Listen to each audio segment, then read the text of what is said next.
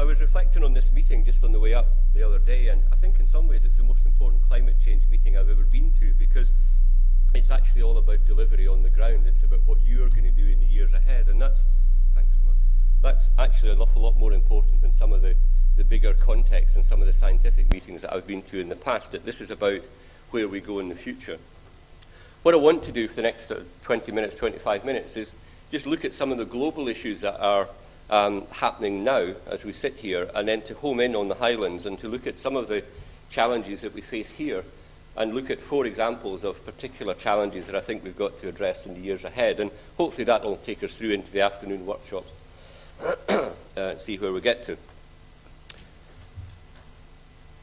As I say, what I want to do is look at that global aspect, look at how we reduce our emissions, what we can do there, then look at how we might adapt to climate change, because as Matt said, it's here, it's happening, it's a reality, we have to adapt to it in the years ahead. And then look at the 4 examples: coastal, upland, soils, and I want to pull out particularly, because we are in Inverness, Great Glen House, which is our new building, as you know, in the city, to look at what we can do even in buildings to make them more sustainable. And then just 1 or 2 concluding points after that. One of the bits of work I have done in the last year or 2 is with the United Nations, and it's looking at how we view the environment overall. And they've come out with this hugely interesting diagram. It's a bit complicated, but don't worry about the complexity. Really, all it says is that if you look at the countryside around us, the green boxes, we get a whole load of services, ecosystem services as they call it, but that can range obviously from food, from fresh water, from wood, right through to regulating services, and it's these that we want to concentrate on a bit today. Things that we've taken for granted from the world around us over the past 50, 100 years, but we do get climate regulation still from the natural environment, flood regulation, disease regulation is important, think bird flu and blue tongue and all that, and water purification, as well as all the cultural, aesthetic things that we know quite a lot about in the Highlands anyway, in terms of how we view ourself and our place. But the regulating services are really essential for our quality of life, for our basic material of good life, good quality of life. And it's that area really that we're going to talk about, that dependence, interdependence from the natural world to us and to our well-being. And I think when you think environment and health, you probably automatically jump to Africa, and you can make a very clear link there from the health of the environment to the health of the people.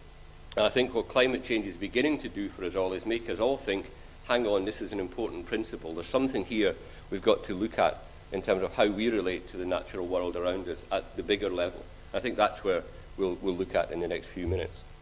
So, complicated diagram in a sense, but the simple message is there is a dependency between the natural world and what we do and how we do it.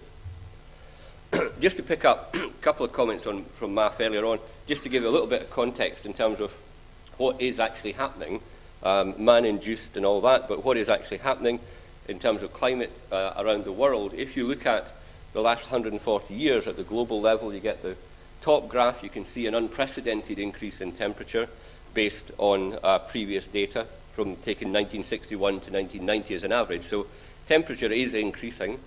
And when you look especially at the northern hemisphere, you get this spike that's been known as the hockey stick from some of the intergovernmental work. So there really is no doubt that climate is warming, that climate change is happening at the global level. Also, rainfall patterns are changing at the global level. And what's, I suppose, predictably bad in all this is that rainfall isn't changing evenly around the world. It really is those areas, and I'm looking at Africa and South America, who are traditionally badly hit by drought, that will probably become worse in the years ahead. Interestingly, in a European context, many of the Mediterranean countries will probably also be severely hit, and we've seen this already to a degree in Spain, Portugal, and in Italy, and the predictions are that these areas will become increasingly drought-struck. In other areas, you can see that there's a significant increase in rainfall, and that at one level may appear to be a good thing, but we've then got to look at how that rainfall happens, and it does, as we've seen even here, tend to happen very rapidly. You get very heavy pulses of rain that cause rapid flooding, so even increasing rain in some parts of the world is not necessarily a good thing. So again, the message from that is things are changing pretty dramatically. third bit of background and context that is highly relevant to Scotland actually is about sea level rise. And again, the evidence from 3 areas around Europe, from Amsterdam, from Brest, and from somewhere on the Polish coast. I have to confess I had to look up where it was as well, but it is on the Polish coast. The sea level is rising, and that, again, when you link it to increased storminess in the marine environment, can cause significant changes, not just to the coast, but also to the fisheries and to the whole ecology in that environment. So, bottom line is the evidence is there that the climate is changing. That could just be interesting, it's an interesting scientific fact, but actually, when you look at the global cost of extreme weather events, i.e. this is from the insurance industry, that you can see that there is a really stark increase in the global cost of weather-related events. And the way to look at this picture is really to kind of squint your eyes and look at the grey boxes behind that summarise the overall increase in cost in insurance. So there's a dramatic increase really from 1990 to 1998, and that pattern is increasing through the last 10 years. So when we update this overhead, we will see an increase again beyond that. So it's not just interesting, it's costing us all a packet in terms of what we have to do around the world. We had, the history of climate change is interesting, that scientists like myself worked on this in various ways for about 10 or 15 years and said, look, there is a problem, there's something really dramatic happening. And everybody went, oh, well, that's very interesting, thanks very much for telling us that. And it really is, I think, in many ways, only since October 2006 that we've had an economist look at it. Everybody's gone, oh my goodness, there really is something happening that we've got to take account of. But I think that's good. The Stern report really was, I think, a step change in terms of how we view climate change and how we view the fact that we've got to do something about it. And, I mean, very quickly, I mean, he looked and said inaction will probably cost around 5% of global GDP each year. And then if we actually take action, it's still going to be hugely expensive, but actually it's less than that. It's maybe about 1%. These are huge figures, and there's huge errors around them, but it gives us some idea of where we're coming from. And the key point really is that what we do in the next 10 to 20 years really will be key, not just in terms of emissions reduction, but in terms of the adaptations that we put in place as well. So what does all that mean? I mean, again, globally, when you look at countries, we are looking towards a 2 degrees C rise.